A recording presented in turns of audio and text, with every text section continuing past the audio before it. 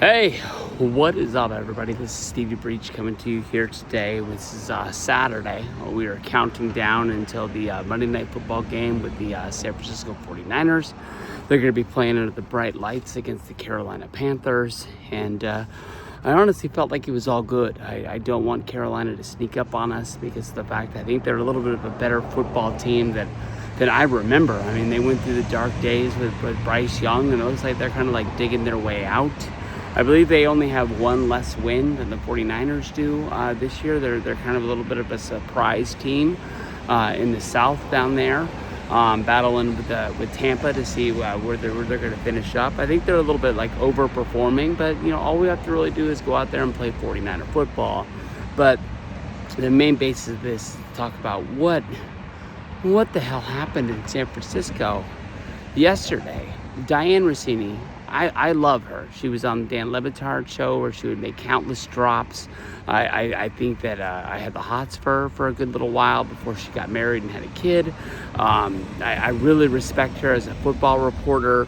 I really wish that she was still on ESPN, but I know what she's saying is the facts. I believe in her. I believe in her as a reporter. I know that if she's going to publish a story like this, that she's got it. But I just don't want to believe it. But as a 49ers fan, I think everybody has really noticed that the Brandon Ayuk updates just have not been posted as of the last few weeks. I can remember like about a month ago seeing this guy run in practice and think that like he is coming back like any minute. And the last 2 weeks, he hasn't even been on the injury report. There's no updates, just nothing.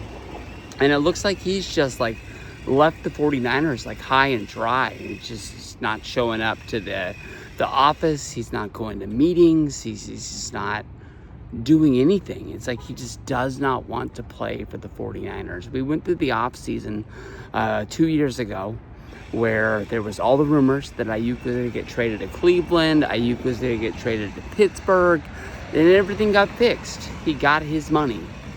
Now, I don't really understand. He went out, he got injured. I think a lot of the injury has to do with the fact that, he held out. He didn't do camp. He didn't do the preseason games. And he got hurt against Kansas City in that game that we got our asses kicked last year. And been waiting for him to come back.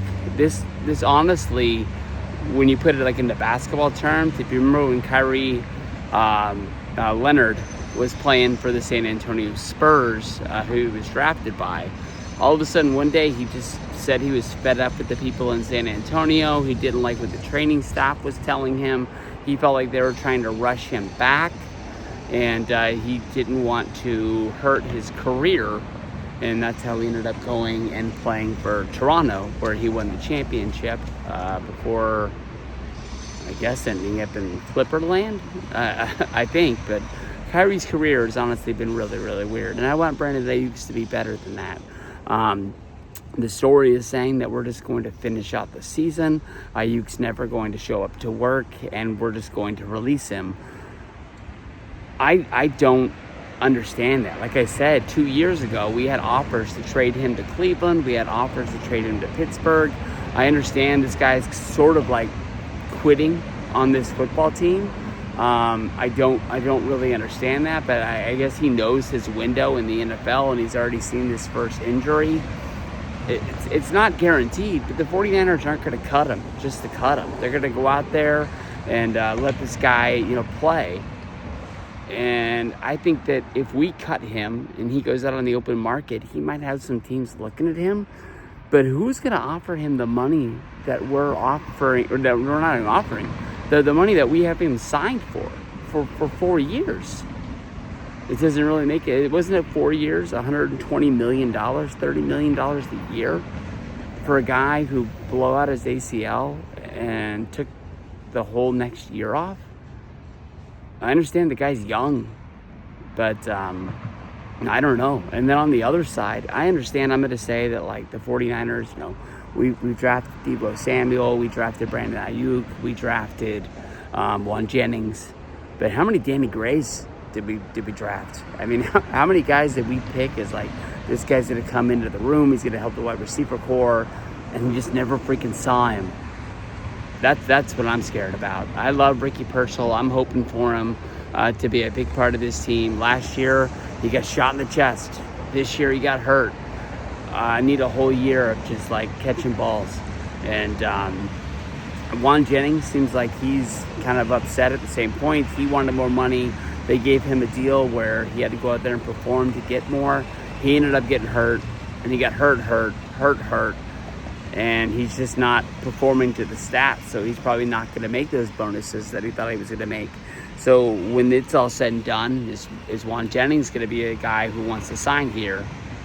I don't think we're going to give Juan Jennings Brandon Ayuk money, but this sucks because I just feel like the 49ers window is closing, and it's closing fast. I've thought it was closed a few times, and it just keeps on finding a way to stay open, but just these injuries, and now this sucks, man. I'm not even talking about football. I'm just talking about the other side, the business of the game. 49ers got to win this thing. We got to. I mean, from here on out, it's just nothing but wins.